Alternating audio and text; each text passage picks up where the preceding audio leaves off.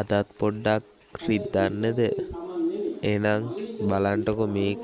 රජයෙන් metro bus ගෙන්නද්දී ලේලන්ඩ් bus වලට tile අල්ලනවා දැක්කද? දැන් මේකද මේ පොදු ප්‍රවාහන සේවයේ අපි බලාපොරොත්තු වෙච්ච වෙනස? මේකද පොදු ප්‍රවාහන සේවයේ අපි බලාපොරොත්තු වෙච්ච දියුණුව? මේකද මෙයාලා ඇති කරගන්න හදන ගුණාත්මකභාවය? දැන් රජයෙන් මෙට්‍රෝ බස් ටික ගෙනල්ලා ඊළඟට ලංගම දියුණු කරලා රට පුරා තියෙන බස් ස්ටෑන්ඩ් ටික ඒ ටික ලස්සනට සංවර්ධනය කරලා ලංකාවේ මිනිස්සුන්ට පොදු ප්‍රවාහන සේවය දියුණු කරන්න සංවර්ධනය කරන්න ඊට පස්සේ යම්කිසි ගුණාත්මකභාවයක් යම්කිසි ක්වොලිටි එකක් මේකට ඇඩ් කරන්න වැඩ ටික කරගෙන යනවා. දැන් ලංගම මේ විදිහට දියුණු කරලා රජය බලාපොරොත්තු වෙනවා මේ දේවල් දියුණු වෙද්දී ප්‍රයිවට් සෙට් එකත් ඒහා සමාන විදිහට දියුණු වෙයි. මේකට තරගයක් දෙන්න පුළුවන් වෙන විදිහට එයාලත් ලෑස්ති වෙයි කියලා. දැන් එතකොට මෙහෙමද මෙයාලා මේ තරගෙ දෙන්නේ? මේකද මෙයාලා මේ අරගෙන එන තරගය? නිකමට හිතන්නකෝ දැන් ওই බස් එක ඇතුලේ ටයිල් ඇල්ලුවට පස්සේ වැස්ස දවසකට ඊට පස්සේ කවුරු හරි කාන්තාවක් ඕක යනවා නම් හීල්ස් දෙකක් දාගෙන. එයාලගේ ආරක්ෂාව සම්බන්ධයෙන් ඔයාට මොන වගේ අදහසක්ද තියෙන්නේ? ඊළඟට දැන් අනතුරක් වුණා කියන්නකෝ. එහෙම අනතුරු වෙන්න හොඳ නැහැ. අපි ප්‍රාර්ථනා කරන්නේ නැහැ එහෙම අනතුරු වෙන්න කියලා. හැබැයි යම්කිසි අනතුරකදී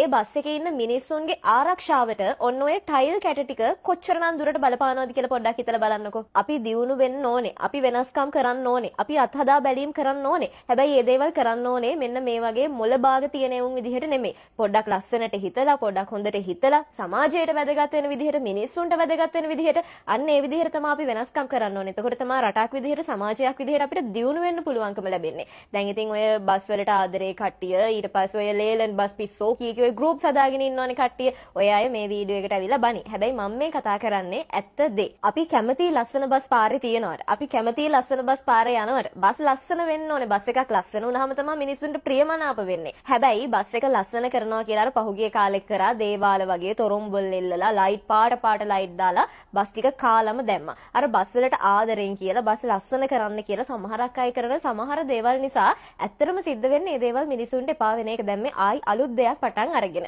මේ වගේ දේවල් ඇත්තටම බස් එකකට ගැලපෙනවද කියන එක හිතලා බලන්න තරම්වත් මොලයක් මිනිස්සු වුණාම තියෙන්න ඕනේ. එහෙම නැති අයත් එක්ක ඇත්තටම අපි මේ දේවල් ගැන කතා කරලා වැඩකුත් නැහැ. බස් එකක් ඇතුලේ ටයිල් කැට ටිකක් අල්ලන මේ වැඩේ ගැන ඔයාට මොකද හිතෙන්නේ? ඔයාට හිතෙන දේ අනිවාර්යයෙන්ම පහලින් කමෙන්ට් කරන්න.